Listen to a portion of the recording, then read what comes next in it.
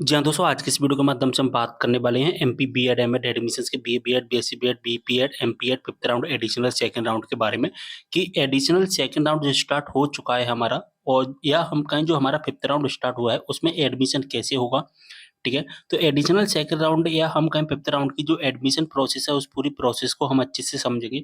साथ ही हम अपने सारे डाउट है उनको क्लियर करेंगे। जैसा कि देख पा रहे हैं ऑफिशियल नोटिफिकेशन से अनाउंस कर दिया गया है 20 अगस्त को रात्रि के समय ही ऑफिशियल नोटिफिकेशन आ चुका था और यहाँ पर क्लियर मेंशन किया गया है कि द्वितीय अतिरिक्त चरण यानी कि सेकंड एडिशनल राउंड है हमारा जो कि 21 अगस्त से स्टार्ट हो जाएगा और यहाँ पर हमारा 1 सितंबर तक चलेगा। तो 21 अगस्त से लेकर 23 अगस्त तक यहाँ पर जो काम होने वाले हैं वो मैं आपको बता दूं। 21 तारीख से लेकर 23 तारीख तक यहाँ पर एक रजिस्ट्रेशन का काम होगा, चॉइस फिलिंग का काम होगा, डॉक्यूमेंट वेरिफिकेशंस का काम होगा। ये 3 काम हमें करने पड़ेंगे, ठीक है? इसके बाद में हुआ क्या कि 24 अगस्त को हमारी मेरिट लिस्ट आएगी, जिसमें हमें पता चलेगा कि हमारी रैंक कितनी है, साथ ही हम जिस कोर्स में एडमिशन ले रहे हैं, उस कोर्स में कितने स्टूडेंट रजिस्टर्ड हैं, ठीक है? इसके बाद 29 अगस्त को हमारी फाइनल मेरिट लिस्ट आएगी और 29 अगस्त को हमें पता चलेगा कि हमें कौन-सा कॉलेज अलॉट किया गया है और कौन-सा कॉलेज अलॉट नहीं किया गया है, ठीक है? या हमें कॉलेज मिला भी या नहीं मिला। अगर हमें कोई कॉलेज अलॉट कर दिया जाएगा तो 29 तारीख से लेकर 31 तारीख के बीच में हमें अपनी फीस सबमिट करनी है, जो कि ₹5000 होगी। यानी कि हमारी कॉलेज की जितनी भी फीस होगी उसका केवल ₹5000 फर्स्ट इंस्टॉलमेंट हमें सबमिट करना होगा। बाकी की जो शेष फीस होगी वो हमें कॉलेज में जाकर के जमा करनी पड़ेगी, ठीक है? इसके बाद में क्या होगा कि जब हम अपनी एडमिशन फीस सबमिट कर देते हैं, ठीक है? जब हम अपनी एडमिशन फीस को सबमिट कर देंगे तो फीस को सबमिट करने के बाद में फिर से हमें अपने डॉक्यूमेंट को वेरिफिकेशंस करवाना पड़ता है और ये डॉक्यूमेंट वेरिफिकेशंस कहाँ पर होते हैं? हमारे नियरेस्ट जो भी हेल्प सेंटर है वहाँ पर जाकर हमें डॉक्यूमेंट वेरिफिकेशन करवाने पड़ेंगे, जिसकी लास्ट डेट रखी गई है 1 सितंबर, ठीक है? तो 1 सितंबर तक हमें ये सारी चीज़ें कंप्लीट करनी है। तो ये पूरा टाइम टेबल है जो कि मैंने आपको अच्छे से समझा दिया। अब आपको आगे क्या करना है वो मैं बता दूँ। देखिए, अगर हम यहाँ पर बात करें कि इसकी ऑफ़िशियल वेबसाइट कौन-सी है, तो इसकी ऑफ़िशियल वेबसाइट का डायरेक्ट लिंक डिस्क्रिप्शन बॉक्स में प्रोवाइड करा दिया है। उस पर आप क्लिक करोगे तो यहाँ पर आ जाओगे, ठीक है? यहाँ पर आपको सबसे पहले रजिस्ट्रेशन का ऑप्शंस दिखेगा। अगर आपने रजिस्ट्रेशन नहीं किया है तो यहाँ से रजिस्ट्रेशन कर लेना। रजिस्ट्रेशन अगर आप पहले कर चुके हैं तो यहाँ पर रजिस्ट्रेशन करने की आवश्यकता नहीं है। रजिस्ट्रेशन कैसे करना है इसका ऑलरेडी वीडियो बना दिया है मेरे चैनल पर आपको वीडियो मिल जाएगा।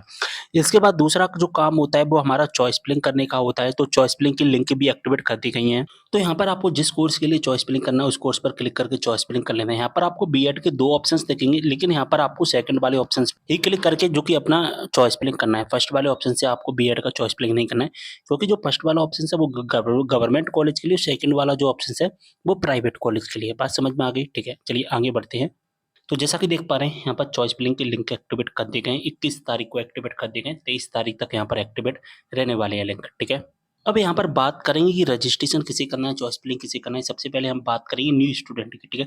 जो फर्स्ट टाइम पार्टिसिपेट करेंगे, फर्स्ट टाइम एडमिशन लेने की सोचेंगे, तो यहाँ पर रजिस्ट्रेशन करना है उनको, साथ ही चॉइस फिलिंग भी करनी है, साथ ही डॉक्यूमेंट वेरिफिकेशंस भी करवाने हैं। जैसे हम रजिस्ट्रेशन एंड चॉइस फिलिंग का काम कंप्लीट करते हैं, तो इसके बाद में आपके जो डॉक्यूमेंट वेरिफिकेशंस होने के लिए ऑटोमेटिकली हेल्प सेंटर पर चले जाएँगे, आपके डॉक्यूमेंट वेरीफाई हो जाएँगे। जैसे आपके डॉक्यूमेंट वेरीफाई हो जाएँगे, आपके रजिस्टर्ड मोबाइल नंबर पर मैसेज आ जाएगा कि डॉक्यूमेंट वेरीफाई हो चुके हैं। या आप ऑनलाइन भी चेक कर पाएँगे कि आपके डॉक्यूमेंट वेरीफाई हुए हैं या नहीं हुए। मैं आपको बता देता हूँ कहाँ से चेक करोगे। तो वेबसाइट पे एक लिंक है जो कि एक्टिवेट है, जैसा कि देख पा रहे हैं रजिस्ट्रेशन वाले टैब में एक ऑप्शंस मिलेगा चेक स्टेटस स्टेटस वेरिफिकेशन, तो यहाँ पर क्लिक करके अपना वेरिफिकेशन चेक कर पाएँगे। अगर हम बात करें ओल्ड स्टूडेंट की, तो ओल्ड स्टूडेंट को क्या करना है, यानी कि वो पहले पार्टिसिपेट कर चुके हैं, यानी कि जो 5वां राउंड चल रहा है, इस 5वें राउंड से पहले जो 4 राउंड समाप्त हुए हैं, उन 4 राउंड में अगर आप पार्टिसिपेट कर चुके हैं, तो यहाँ पर केवल और केवल आपको चॉइस फिलिंग करनी है और कोई भी काम आपको करने की आवश्यकता नहीं है। केवल क्या करना है, चॉइस फिलिंग करना है। अब यहाँ पर बात करेंगे ओल्ड स्टूडेंट में कुछ रूल्स हैं, ठीक है? मैंने आपसे बोल दिया कि ओल्ड स्टूडेंट को केवल और केवल चॉइस फिलिंग करनी है, ठीक है?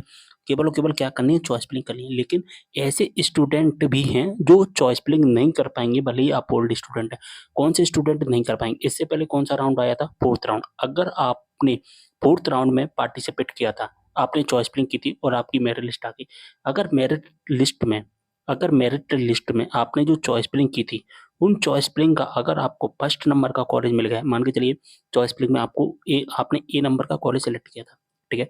और मेरिट लिस्ट में भी आपको ए नंबर का कॉलेज मिल गया, फर्स्ट नंबर का कॉलेज मिल गया है और अगर आपने उसमें एडमिशन नहीं लिया है, तो फिर आप 5th राउंड में यहाँ पर चॉइस फिलिंग नहीं कर पाएँगे, इस बात का आपको विशेष ध्यान रखना है।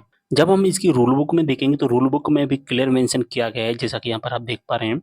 यहाँ पर लिखा गया है 5 नंबर के पैरा में, द्वितीय एवं अतिरिक्त चरण यानी कि सेकंड एडिशनल राउंड जब भी स्टार्ट होगा, अगर उस स्थिति में केवल और केवल मूल निवासियों को यानी कि मध्य प्रदेश के मूल निवासियों को ही एडमिशन दिया जाएगा, पहली बात। और यहाँ पर अगर आप अतिरिक्त फर्स्ट राउंड यानी कि जो फर्स्ट राउंड हुआ था, अतिरिक्त फर्स्ट राउंड यानी कि एडिशनल फर्स्ट राउंड, या हम कहें फोर्थ राउंड में अगर आपको फर्स्ट नंबर का कॉलेज मिल गया और आपने उसमें एडमिशन नहीं लिया है, ठीक है, उसमें आपको एडमिशन नहीं लिया है, तो फिर आपको आगे की जो प्रवेश प्रक्रिया है उससे वंचित कर दिया जाएगा। ठीक है, बात समझ में आ गई?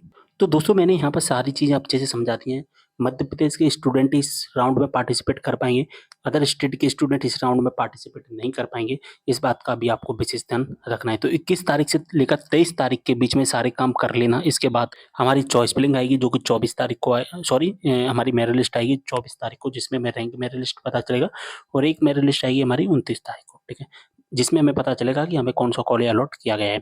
सारी चीज़ें समझ में आ गई होंगी अच्छे से। कोई भी डाउट हो कमेंट करना, इंस्टाग्राम पर भी फॉलो कर लेना। मिलते अगली वीडियो में एक और जानकारी के साथ, तब तक के लिए बाय।